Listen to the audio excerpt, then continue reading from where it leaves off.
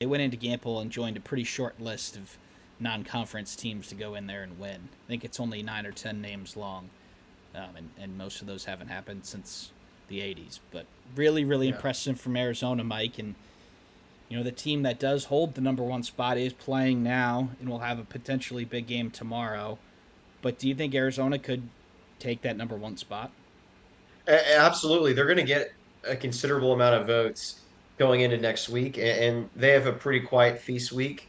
They play Denver next week, and that's really it for them. They get to chill on Thanksgiving week, but so they could fall out of that position the following week. But then they get right back into it, and they play Auburn, who's looked a lot better since that first game that we saw them, and we thought that this team might be really bad. They've looked a lot better since then. And then they've got to play Alabama in Birmingham, one of those quote unquote neutral site games. It's not really a neutral site. So they're going to have their opportunities to cement themselves as the number one team in the country in a couple weeks. They're certainly going to get some votes come Monday. I just don't know if they're going to be able to have much to sustain that going into the following week since they're not really doing anything feast week.